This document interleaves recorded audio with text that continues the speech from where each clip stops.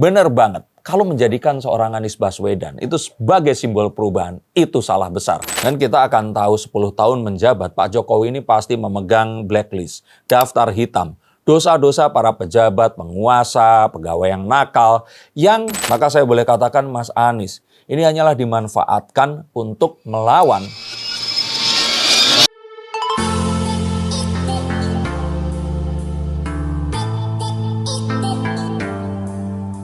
Partai Perubahan baru saja dideklarasikan dan simbol mereka adalah Anies Baswedan.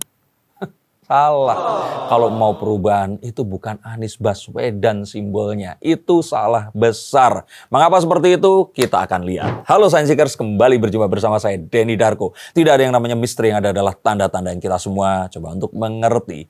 Benar banget. Kalau menjadikan seorang Anies Baswedan itu sebagai simbol perubahan, itu salah besar. Mengapa? Saya akan bongkar di akhir video ini. Tapi sebelum itu, izinkan saya untuk memberitahukan banyak hal yang penting di sini. Yaitu, silahkan subscribe channel saya jika kalian menyukai kontennya. Atau kalian membenci karena pasti pengen dong komen-komen yang jelek-jelek. Ngata-ngatain saya kafir, musyrik karena percaya sama kartu atau apapun itu. Tapi by the way, saya pengen menjabarkan banyak hal yang sudah saya tulis di sini. Yang saya perlu katakan dari tesis saya bahwa simbol perubahan bukanlah Anies Baswedan. Yang pertama tentu saja kita harus memulai dari para pembenci Jokowi. Karena pembenci Jokowi ini adalah pendukung Anies Baswedan. Bahkan banyak yang mereka ini sebenarnya nggak dukung Mas Anies, tapi mereka benci aja sama Pak Jokowi. Dan mereka akhirnya mendukung Mas Anies. Ajaib kan? Anies Baswedan adalah antitesis dari Jokowi. Entah kenapa padahal dulu Mas Anies ini adalah pendukung Jokowi. Mas Anies dan Jokowi itu bapaknya pun namanya Prabowo. Sama seperti Ahok. Kita tahu bahwa Pak Jokowi ini sudah nggak menjabat dan sudah kondur atau pulang ke Solo. Dan Gibran ini hanyalah wapres. Kalau kita ingat wapres dulu kan ya ban serep aja kan. Maka apapun itu, apapun teorinya, belusukan mau segimanapun, Prabowo adalah tetap Presiden Republik Indonesia. Dan kekuatannya ini masih sangat besar dan saya ramalkan akan 10 tahun menjabat. Dan Prabowo ini tentu saja pintar.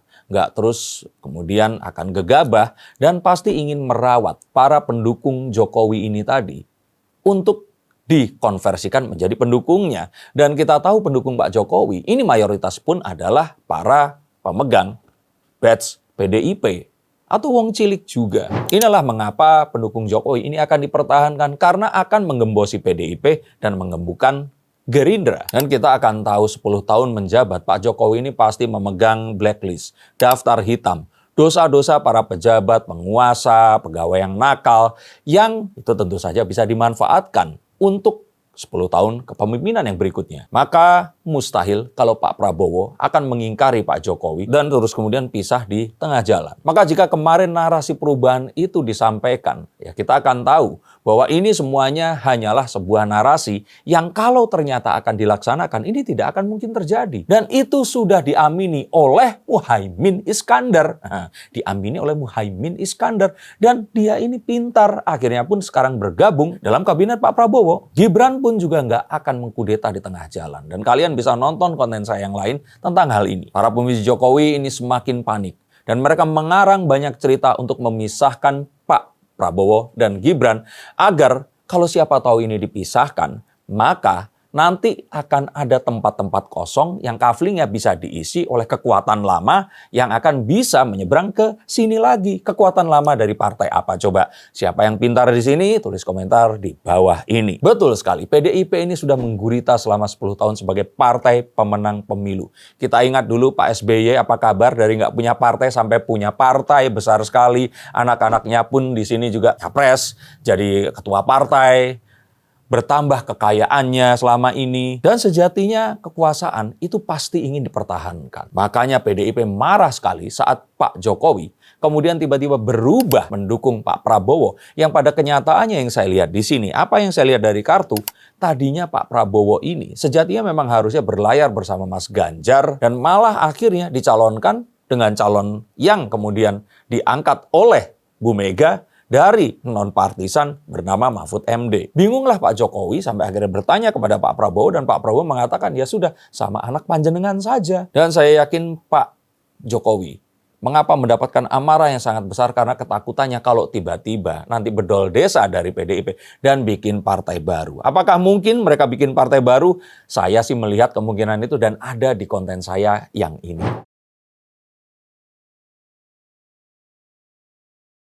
Lalu mengapa Mas Anies ini dicitrakan sebagai perubahan? Karena Mas Anies dianggap melawan sebuah kekuatan besar yang bernama Mulyono. Padahal Mulyono ini tadinya didukung oleh PDIP. Dan saat Mulyono ini keluar, ya Mulyono tuh nggak punya kekuatan apa-apa. PDIP yang selama ini mendukung, terus tiba-tiba mendisasosiasikan dengan Pak Jokowi. Dan mengatakan semua kesalahan ini adalah dosa Pak Jokowi. Padahal ya semua pembangunan dan semua kebijakan yang ada akan memperkaya siapa? Keluarga Mulyono? Maka saya boleh katakan Mas Anies ini hanyalah dimanfaatkan untuk melawan Kim Plus dan apapun yang sekarang ini berusaha untuk menggeser hegemoni PDIP dari 10 tahun penguasaannya ini tadi.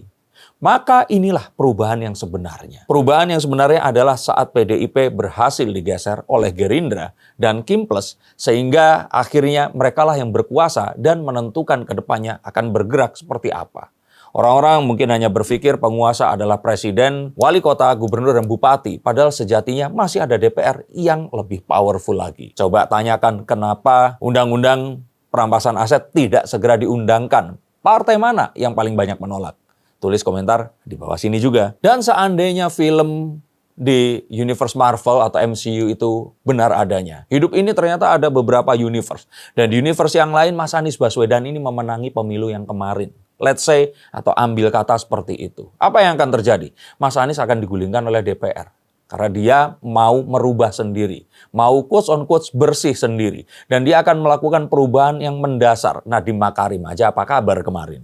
Nah sekarang yang terjadi, kalau ternyata Anies Baswedan ini menang kemarin, maka revolusi itu tidak akan terjadi. Karena pasti akan terjadi hal yang dulu pernah ada, yaitu penggulingan Presiden Gus Dur yang dilakukan oleh Eyang Amin Rais. Jika ternyata Mas Anies ingin melakukan perubahan, mungkin Mas Anies bisa bergabung bersama Kim Plus atau Pak Mulyono dan mencoba untuk menurunkan dulu kekuatan yang sekarang ini paling raksasa di Indonesia. Perubahan akan terjadi jika PDIP di sini itu digeser oleh partai yang baru. Disitulah perubahan yang sejati itu akan terjadi. Dan dari sana mungkin harapan Pak Prabowo akan bisa mulai melakukan semua pembersihannya, semua program-program yang dirasa perlu, dan di sana tidak akan ada kata mbalelo, karena yang terjadi nanti ya sama seperti dulu saat SBY kemudian di-cut dan semua kekuatan Demokrat itu dihilangkan diganti oleh PDIP di seluruh Indonesia. Saya tidak sensitif atau membenci,